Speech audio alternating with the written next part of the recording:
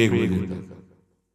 1 बजे के बाद लेट गए, 4 सवा 4 उठ गए। ये हमने बराबर की दिनचर्या देखी, बराबर की दिनचर्या। अपनी दिनचर्या को इतना सीमित नींद में लाओ कि कम समय नींद में जाए। जो बहुत गृहस्थी की मेहनत करते हैं तो उनको 6 घंटा सोना ठीक है, लेकिन साधकों को 6 घंटा सोना ठीक नहीं है। आप लोग देखो कितना सोते हैं। कितने ऐसे साधक हैं जिनको हम मन से प्रणाम करते हैं। देखो बन के तैयार हो गया है, पूरी रात साधक, नौजवान साधक है। जब सब सोते हैं तब वो लगे, कोई कीर्तन कर रहा है, अखंड कीर्तन चलता है। जगो, कब तक सोते रहोगे? ये नींद का शत्रुवत व्यवहार है आपके जीवन को नष्ट करने का। बहुत ही इस पर बहुत लड़ा गया है नींद पर। हाँ, सच्ची कहते हैं ये दरिद्रता है, ये बहुत बड़ी जीवन की हानि है। आपका शरीर अस्वस्थ रहेगा, आपके सब अंग जो क्रियाशील होने चाहिए, आप सुषुप्ति में आप जीवन को, जीवनी शक्ति को नष्ट कर रहे हैं।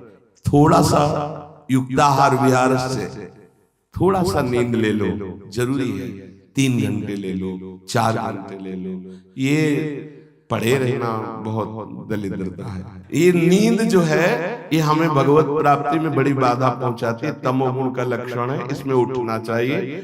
11वां है जो गुरु कृपा पात्र है उसके हृदय में 3 दंड प्रकाशित हो जाते हैं। 3 दंड, मनोदंड, वागदंड और कर्मदंड, ये प्रकाशित हो जाते हैं। मनोदंड, उसकी ताकत नहीं मन की कि कुछ विपरीत सोचवा सके। वागदंड, वाणी की ताकत नहीं कि कुछ बुलवा सके गलत। और कर्मदंड, शरीर की ताकत नहीं कि कुछ गलत करवा सके।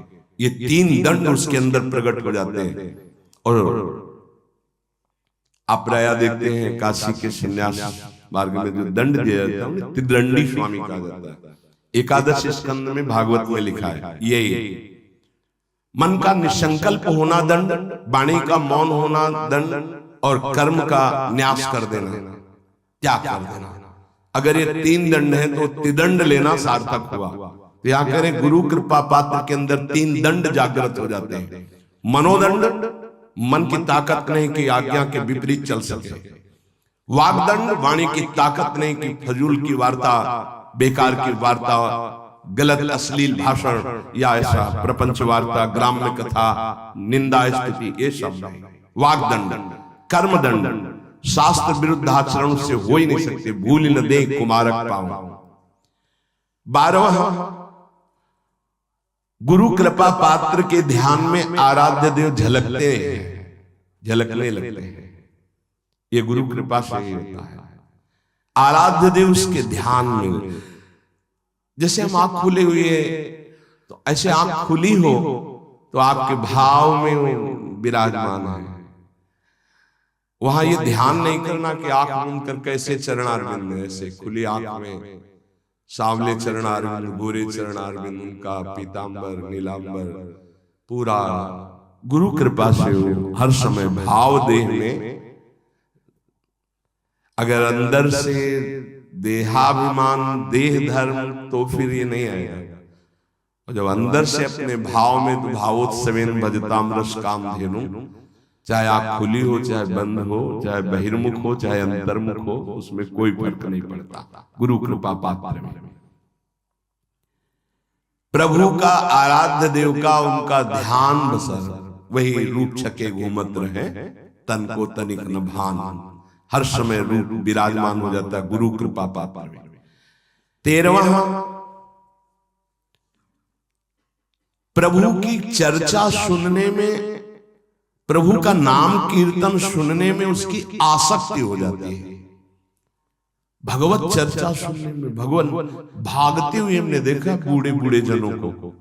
ये वृंदावन धाम है, भागते हुए कि हम 1 मिनट अगर लेट हो गए, एक शब्द भी छूट गया तो हमारा आज का दिन हम अमंगल बनेंगे, कि एक शब्द छूट गया।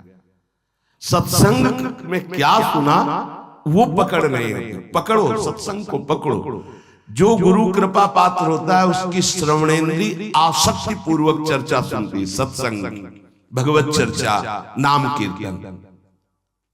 और 14 स्त्री, पुत्र, घर, संपत्ति, इन सब से उसका राग खत्म हो जाता है गुरु कृपा पात्र का। नरसिंह मेहता जी का जब पुत्र पधारा तो करताल लेकर नाच रहे हैं। श्रीवास जी के घर में जब पुत्र पधारा तो कीर्तन में उन्मत्त हो रहे हैं, क्योंकि मेरा नहीं प्रभु का था, इतने दिनों के लिए आया था, अब वो चला गया। उसका राग नहीं रहता। गुरु कृपा पात्र का स्त्री, पुत्र, ग्रह एवं संपत्ति पे राग नहीं रहता। तो जो विरक्त है उनका राग न शरीर में होना चाहिए और न किसी वस्तु स्थान पे होना चाहिए। सच्ची बात, कहीं किंचन मात्र अपनापन नहीं होना चाहिए। बस श्री जी का इधर, श्री जी का इधर, कहीं भी अपनापन नहीं होना चाहिए। जहां अपनापन होगा वहीं आ जाओगे। अपनापन केवल लाडली लाल से हो और जैसे वो रखे उनका विधान। अपनापन अंदर वाला कहीं नहीं होना चाहिए। ये गुरु कृपा पात्र में ये अपनापन सुरक्षित आराध्य देव में लगता है। इसीलिए स्त्री, पुत्र, ग्रह, संपत्ति, मकान, इनमें उनकी आसक्ति नहीं होती जो गुरु कृपा पात्र जन होते हैं। 15वां, भक्तों से कैसे प्रेम किया जाता है, ये भाव आ जाता है। भक्तों से कैसे प्रेम किया जाता है, भगवान से भी बढ़कर जिनके अंदर भक्तों के प्रति भाव आ गया, धन्याति धन्य हो गए।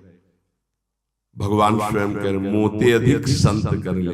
ओहो, वास्तव मेरे भगवान के पार्षद प्रेमी जनों के दर्शन, अहो वास्तविक आनंद की प्राप्ति होती है।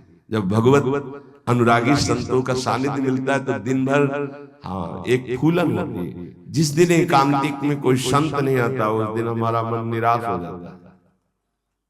प्रकट कर आज अधूरा एकांतिक रहा, संत भगवान नहीं पधारे। और जिस दिन संत भगवान की वैसे कृपा होती, चाहे एक दो संत भगवान आए पर दर्शन हो जाते हैं, तो बाई चांस कभी अगर दर्शन ना हुए तो हृदय जलता है। हमारा ठीक है देश सत्संग सब, लेकिन संत दर्शन, संत भगवान कृपा करके पधारे, ये जीवन की हमारी उपलब्धि है। जो प्रभु मोहि अनुग्रह कीन्हा तो तुम आए दरस हठ दीना। अपनी तरफ से आकर जब दर्शन देते हैं तो मन नाच पड़ता है, मेरे प्रभु, मेरी लाडली लाल की कृपा ना होती तो संत दर्शन कैसे देते आकर। भक्त जनों से प्रेम, भक्त जनों का आदर, भक्त जनों के प्रति भाव, ये गुरु कृपा से आता है। गुरु सोई जो साधु सेवावे और साधु सोई जो विषय छुड़ावे, हरिराम व्यास जी ने कहा। और 16वां, चराचर जगत के प्रति सेवक भाव अपना प्रकट हो जाना।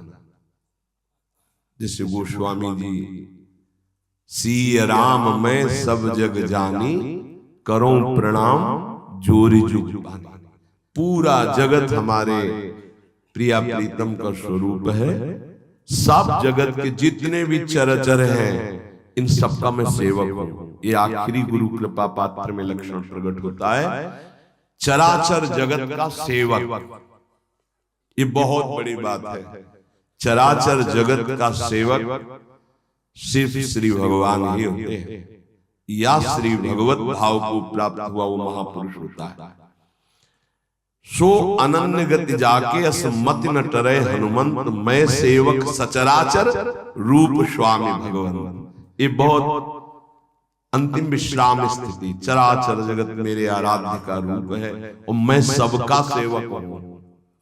ये गुरु कृपा पात्र में आता है। नहीं तो सबका स्वामी बनने में सुख मन को है, सेवक बनने में नहीं है। वो वास्तविक परमानंद की बाढ़ सेवक बनने में ही आएगी। पर सेवक वही है जो सुख की चाह छोड़ दे। सेवक सुख चाह मान भिखारी, व्यसनी धन शुभ गति व्यभिचारी। सेवक तो स्वामी को सुख पहुंचाने में ही आनंदित रहता है, उसको सुख वांछा होती नहीं, वही सेवक है। पूज्य श्री उड़िया बाबा जी महाराज चलते फिरते ब्रह्म साक्षात, तो ये 16 बातें अपने जीवन में साधक को उतारनी। पहला, गुरु कृपा पात्र के हृदय में ब्रह्मचर्य का संयम प्रकट होता है, साधन ब्रह्मचर्य। दूसरा, अहिंसा, किसी को मन वचन कर्म से दुख ना पहुंचाना। तीसरा, सुख दुख में समान भाव। चौथा, भगवत प्राप्ति की प्रबल लालसा। पांचवा, एकमात्र मेरे आराध्य देव सबके हृदय में बैठे हैं। छठवां, चाहे जंगल में हो या सभा में, असंग रहे, एकांत भाव अंदर रखे, सब में भगवत भाव, ना किसी से मित्रता ना किसी से शत्रुता। सातवां, अपरिग्रह, अपने लिए कुछ ना चाहे ना संग्रह करे। हमारा जीवन प्रभु के हवाले, गुरुदेव के हवाले। आठवां,